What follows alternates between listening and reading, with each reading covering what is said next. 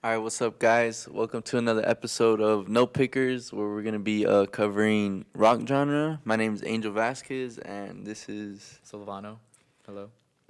All right. So, do you know any local bands that you listen to? One or a couple that I've seen that are pretty cool, that I think are pretty cool, is one is Dirt Halo, and I saw them back with a band called Rest Repose out of Washington. I don't know if we mentioned them already, but they played before then. They were one of the opening acts, and they're pretty good. They're kind of like a mix of Seether, Alice in Chains, and like the Misfits. And they're pretty good. I follow them on Instagram. You can find them at Instagram at Dirt Halo Band. And another one is one of my friends' bands is Omniversa, and they're kind of like progressive death metal. I don't really listen to progressive death metal that much anyway, but they're pretty good. And you can find their social media at Omniversa LV. I feel it. Well, some local bands I usually listen to are like the Social Set or Desert Island Boys. Cause I got a real close homie, Rascal. Shout out Rascal. Yeah, they're a pretty good band. I haven't been going to any of the shows lately just because I've been busy, but I need to start going, man. Yeah. Some surf rock, some surf ska rock, just jamming out, you know. I mean, should go sometime and shit. Also, Funeral Waves and Antivision. Shout out you guys too. Great music. Wish I could go. CGs. Listen to Steady 45s. Steady 45s, no. No. They're pretty good. Yeah, I mean, like 2 years ago, I went to one of their shows and just crazy, bro. Just crazy vibes. Just meeting new people. You ever been in a mosh pit? Yeah, and I was in a mosh pit when I went to go. There's another band called Nvidia. They're pretty good, and the singer actually came into the audience and watched with us. It was pretty cool. Hell yeah, dude. That's right. Like, I like it when like lead singers in different bands. Yeah. Cause it just brings the hype up even more and shit. And I don't know, it's just cool meeting like singers like that too. Yeah. Just getting to know who they are rather than just like having them backstage and. Yeah, like when they're on stage, I mean, it's cool seeing them on stage, but it's almost like an invisible barrier. Yeah, yeah. Like, they're up there and then I'm down here, so. Yeah, I feel it. It's I cool, feel it, like, bro. Yeah, when they jump down and then hop over the barrier and then they start running around. I mean, you listen to Mata Mosca? No, but I have listened to Brujeria. Oh, Brujeria. Yeah, they sound familiar. Those guys are badass. And they all look like cholos. Yeah, shout out to them Cali Cats. So what should our next? Well, I guess now probably perfect time to give a shout out to one of our favorite music vendors, Zia. Yep, And Zia I got the Records, Z bro. card. If you want to get like buy, sell, trade your music, they got some good stuff there. Yep, And good deals. That's a dangerous store because like everything's so cheap like they got such good prices, but you got to be careful because you can just blow your whole paycheck there. Hell yeah, bro. Hell yeah. I remember I spent like a good like $30-$40 just on like old vintage like video games like PlayStation 1 games and shit, GameCube games. Yeah, I spent right around $40 there one time. I bought a CD which cost like $10, but then the bulk of it was a mug. It was a Harry Potter mug. I feel it. The album I bought was Mastodon's Leviathan, and I was like, I had heard of that album, but I never listened to it, and I had heard of Mastodon, but I never listened to him, and then I bought it, and then I listened to it, and I was like, that's like the best impulse buy I ever had. I feel it. It's like just so good front to back. I feel it. I mean, I'm not a real fan of just buying CDs, just because I don't use my CD player in my car or anything like that. But yeah, I feel you. Just buy, sell, trade your CDs at Zia's. And for those who want to know where they are, it is at 4225 Southeastern, and they're open from 10 to midnight. So for all you night owls out there, if you want to buy some CDs or some video games or some comic books, hit up Zia.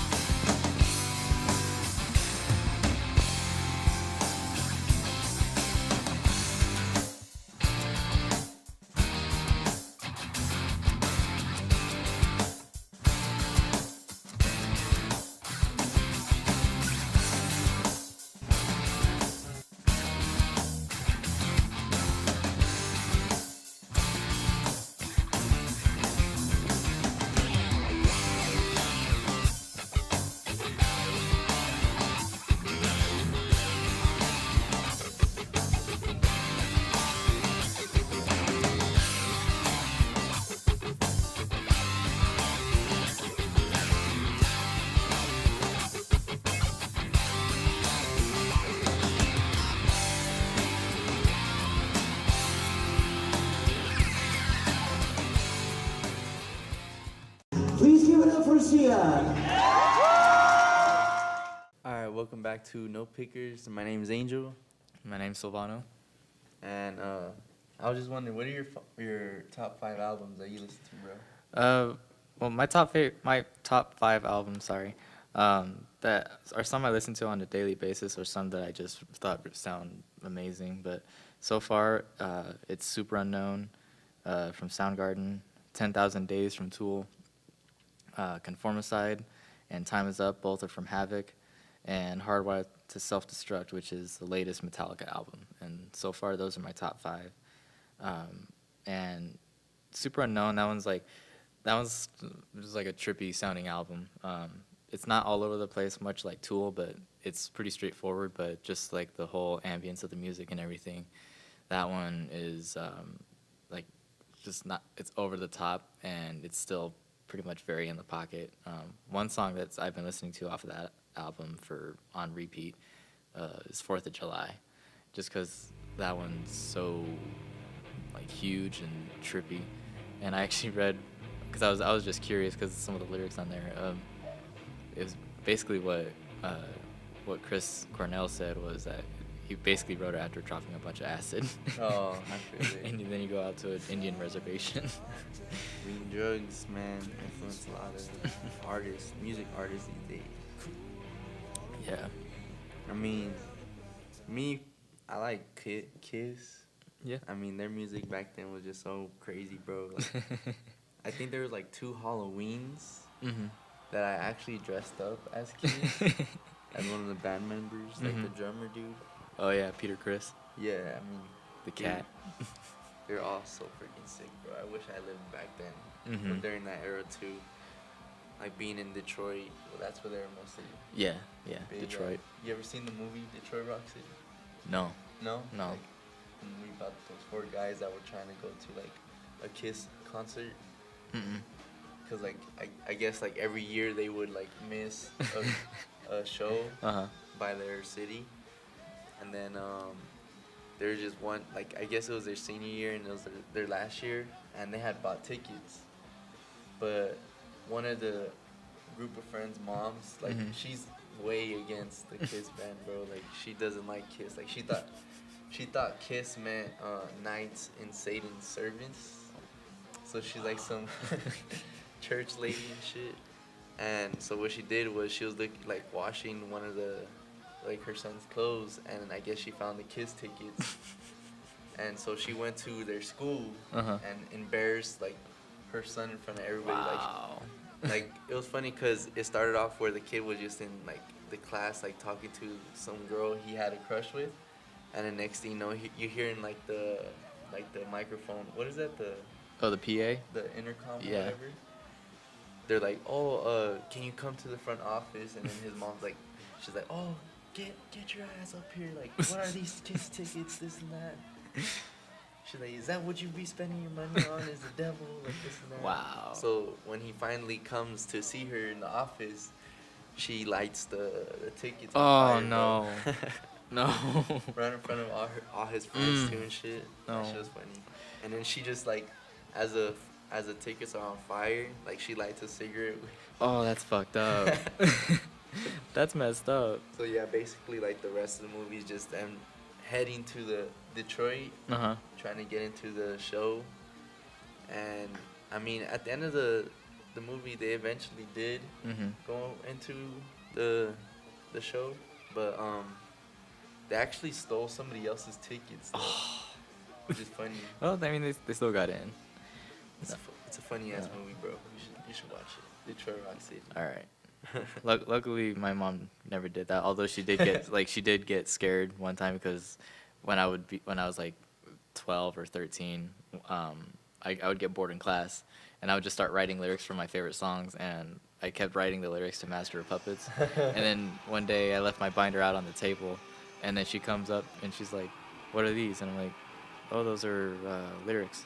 And she's like, "For what song?" I'm like, "Master of Puppets." And she's like, "I don't want you listening to that song." And I'm like, "Why?" And she's like, "Well, because, you know, I'm reading these, and some of these are, you know, pretty evil sounding." And I'm like, "Well, it's about drugs." And she's like, "Well, I don't want you listening to it, because if it's about drugs, then I don't want you listening to it." And then I eventually convinced her, like maybe about a month later. I'm like, "It's actually about against drug addiction." And she's like, all right, sure. If that's what you say, then fine.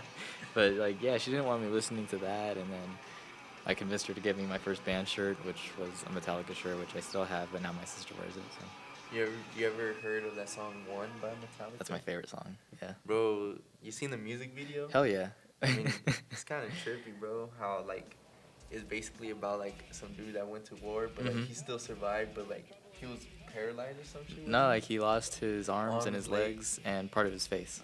Like, And- and I actually watched the movie that was in that video. It's called Johnny Got His Gun, and it's also based off a book, but the movie kind of brings it more to life. And yeah, the guy lost his arms and his legs in either a bombshell explosion or a mine, Shit. but then he lost part of his face too, so it's basically like a hole, and that was what you see in the music video. Yeah, cause it's mostly like about like him. Yeah. Just trying to die, huh? Yeah, he suffer. doesn't want to. Yeah, he's tired of being kept alive and being like, he was basically an experiment, Yeah. and he was tired of it, and they never. Yeah, bro. I mean, that song is just crazy. I remember when I first saw it, I was like a little kid, and I was like, "What is this, dude?" Mhm. Kind of gave me like nightmares and shit. Nah, I first saw that music video. I was like 14 or something like that, and I thought that was like the best music video ever. But I guess going back to my top 5 albums, Conformicide and Time Is Up are from this. They're fairly new, but they're a band out of Denver, Colorado called Havoc, and those guys are badass. And I saw them. I saw them in September, I want to say. Yeah, it was September at Brooklyn Bowl. And they were opening up for another band, Crowbar, and an older 80s thrash band out of New Jersey called Overkill. But those guys, I was already pretty worn out into the show. Like, Havoc came out probably halfway out. And then I went to go see them, and I basically just got like all my energy back, and my voice was shot and my neck was pretty sore too. But Time Is Up was the first album I heard from them, and that one came out in 2011. But that album is just front to back. It's amazing. Like, it's like little hints of Slayer, Metallica, Megadeth, Iron Maiden, stuff like that. And they're really cool guys. And Conformicide, which is their newest album, came out last year, 2017.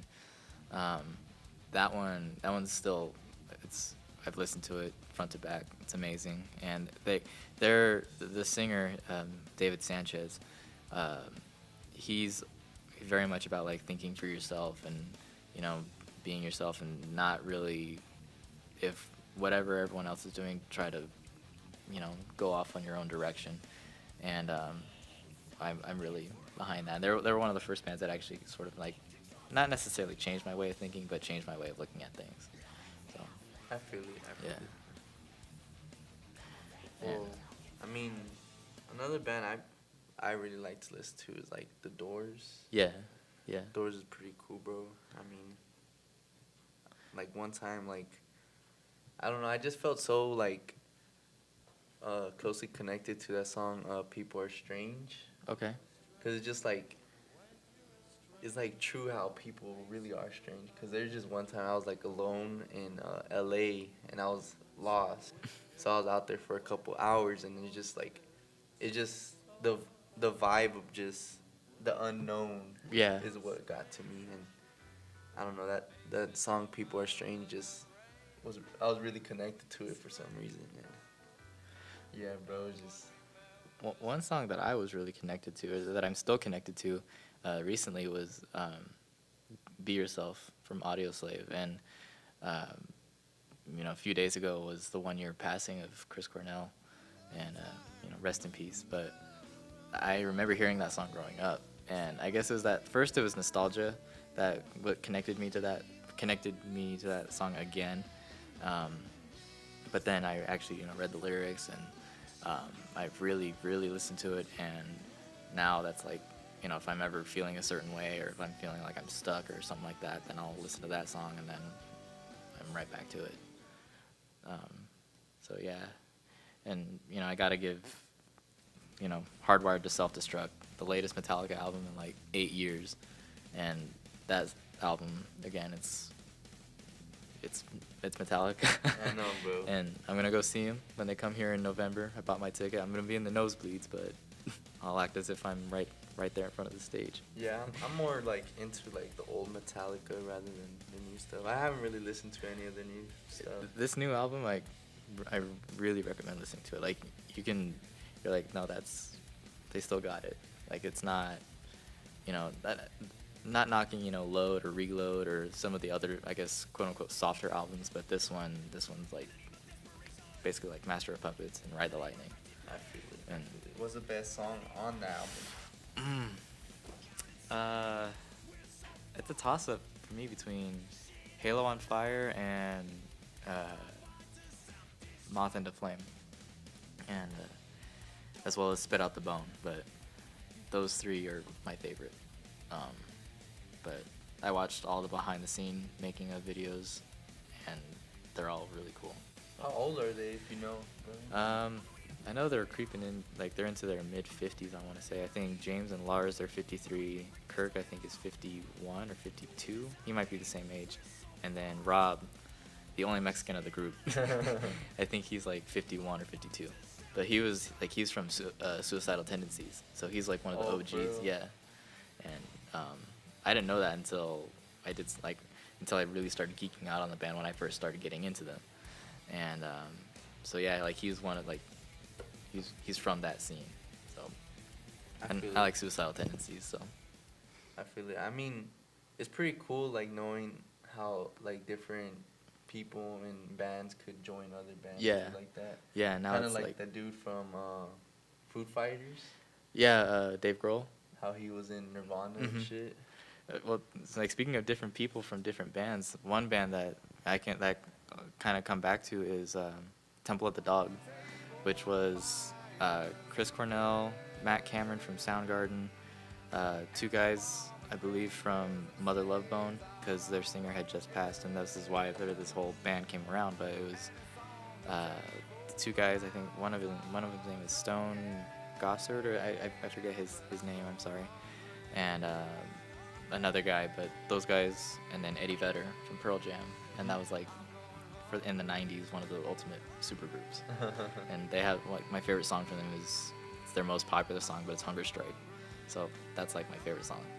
I feel it. What about Pink Floyd? You listen to I like Pink Floyd, Comfortably Numb, and my favorite song is Welcome to the Machine. Like, that one's just it's trippy. I feel it. Like, my favorite song is Shine On You Crazy Diamond. Okay, yeah. You heard all like the parts of it, because there's like different parts to it. No. But it's just all one long song. Oh shit, no. Yeah, it's pretty cool, man. I remember I used to just listen to that before school. Mhm. I don't know, it's just like Pink Floyd would like get me into my school zone back in high Yeah. school. Yeah, like So I'll listen to that whole thing on my bus ride to school, and then like as I'll get to school, I'll just started my day, you know. Mhm. Well, real quick, we gotta give another shout out. This one's more in the food direction, but we'll give a shout out to La Familia Tacos on 2800 East Tropical Parkway, which is actually right up the street from where I'm living right now, Suite 102, 9 to 9 p.m. Tuesday to Sunday. So they're open on Taco Tuesday, and they got some really good street tacos. I always get the carne asada. Also, another food place we should give a shout out to is Boston Pizza Mhm. on Las Vegas Boulevard. And yeah, pretty good pizza, wings. I don't know if you guys got burgers, but if anybody wants to go out to a bar too, they're kind of like a little bar giving out drinks. Oh, yeah. So, good food place to chill. They close at 3 a.m., so if you guys are like night owls, could you go check that out? Doing your late night chill sessions. You want some pizza? Hit up Boston Pizza. Got those late munchies too. All right. All right, welcome back to No Pickers. Name's Angel. My name's Silvano. And what are your top 5 best sounding albums? Since we're both audio engineers. Right.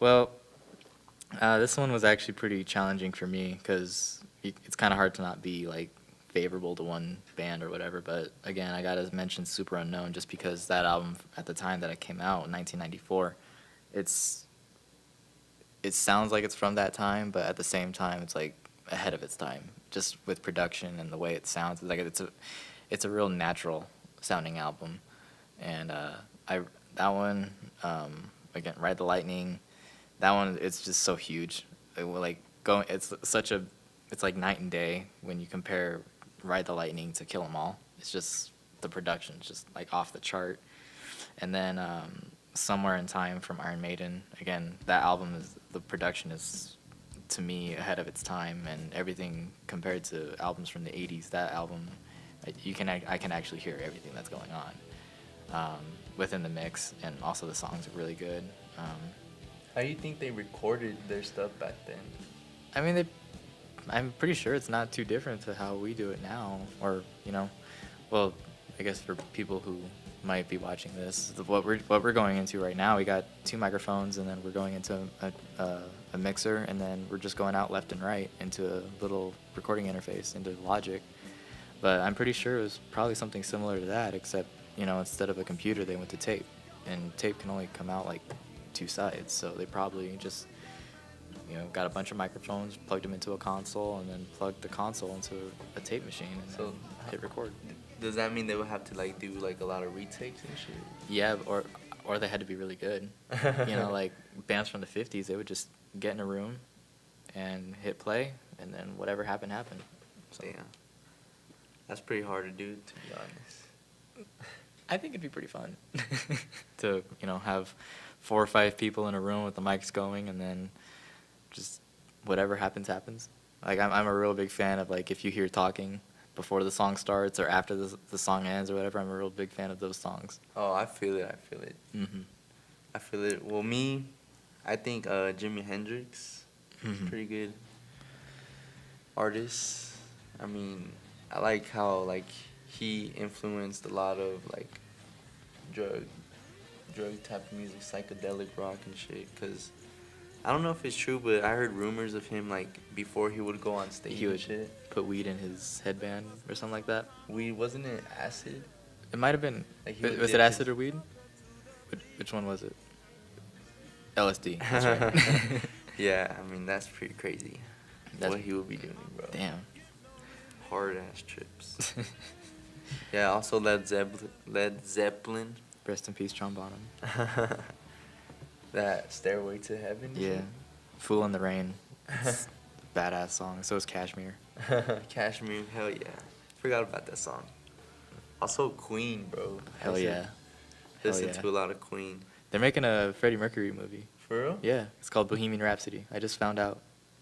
You know Bohemian what? Bohemian Rhapsody? Isn't it about like this war that happened back then? I have no idea. I never looked into the meaning. All I know is that No, it's not the meaning, but it was just like there was a war that happened back then that we were fighting against, and that song was influenced by that war. I forgot what war it was, bro. I didn't know that. No. Yeah, it was it was pretty crazy when that song first came out because it influenced a lot of like young teens and adults and shit.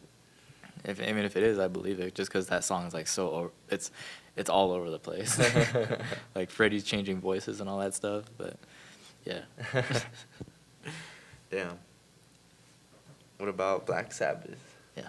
You listen to Black Sabbath, like Yeah. Ozzy Osbourne and shit. I've listened to both eras of Black Sabbath, from Ozzy Osbourne to Ronnie James Dio, and people kind of take a shit on the Ronnie James Dio era. I think it's still Sabbath. So All of them. I mean, what was the cause of them like breaking up? I don't know. I think it was mainly drugs, because Oh. Ozzy was doing like a stupid amount of drugs, and so they were like, "That's not good," and so they kicked him out. But they brought in Ronnie James Dio, and it was a really good move. You think he really sold his soul to the devil?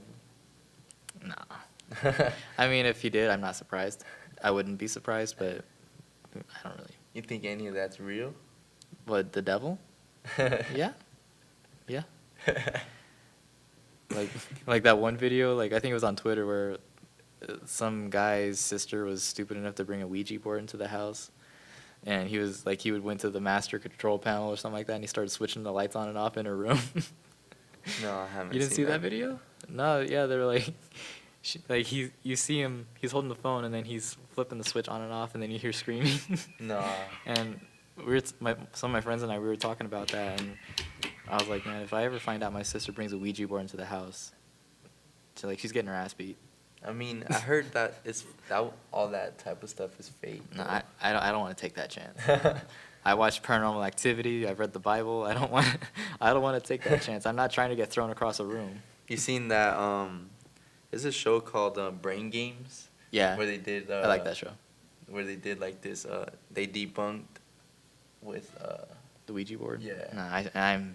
It's just all like muscle, like it's not muscle memory, but it's like psychology, psychology. Like it messes with your mind, just makes you think that it's moving. Yeah, well, it's because like everybody that's touching the little they're- circle thing. Like they're tensing up, trying to say that they're not moving it. Or Yeah, like you're all actually moving it at the same time, but since you're all like connected into the energy, you guys all think it's moving, but it's. I'm still not taking that chance. Hell no. I feel it. I feel it. Like I'm too scared to try that. Like my mom tried it when she was in the service, and like what she said was, it wasn't her, but she was in the room, and it was a couple of friends. It was on Halloween, and they had been drinking, but they weren't like faced, like they weren't shit faced, but they were sitting in a room, and her and a few other friends were standing in the back, and a few other people were playing with the board. They finished, and when they were heading back up to the party, because they were sort of like in a basement area, the hallway was the length of the building, and she experienced a part of the hallway where they were standing still, but they were still moving. Like the hallway just like stretched. What? And it wasn't stopping. And she said that suddenly they started running, but the ends didn't seem to get any closer, and then it just snapped, and then they were at the stairway to go up. What? And then her friend was like, "Nah, I ain't doing that." So he throws the Ouija board away, and then he comes back up to his apartment. He goes to sleep, and then in the morning, it's propped up against his door. He opens up his door, and then it falls into his apartment. What? And this went on for like a few days, and then one time he picked it up and it was vibrating. So I don't fuck with that. Isn't the proper way to dispose of a Ouija board like to burn it? I don't know. I don't want to take that chance. I'm not taking that chance. But yeah, I mean. Nah. But okay, well, before we head out, we'll just give a few more shout outs actually. Again, from last week, we got reverb.com, where you can buy, sell new, used, vintage, and rare gear, from guitars to pro audio to microphones. They got some real good stuff on there. It's like eBay for musicians, except without the drugs. There's a local business, a few local businesses on here actually. J&E Guitars on 3460 East Sunset Road. So if you want to support local business and buy music in the process, go hit up J&E Guitars. They're open from 11 to 7 p.m. And then Easy Pawn and your local pawn shops, because people don't know what they have. You can find some really cool stuff and some really actually like some name brand stuff. Like I bought a Sterling microphone for $30, and it's a FET condenser. And what was it? You found like a our cameraman Tavon found a Bluebird for how much? $70, and they go for what, 200, 300? 2,000. Yeah, 2,000, $2,000, and you got it for $70. Damn. I did not know So that. yeah, so if you ever have time and if you basically feel like gambling without losing your money, go hit up your local pawn shops. And I think that'll do it for this week's episode. Yep. Yeah, so see you guys next week on Note Pickers. Once again, I'm Silvano. And Angel.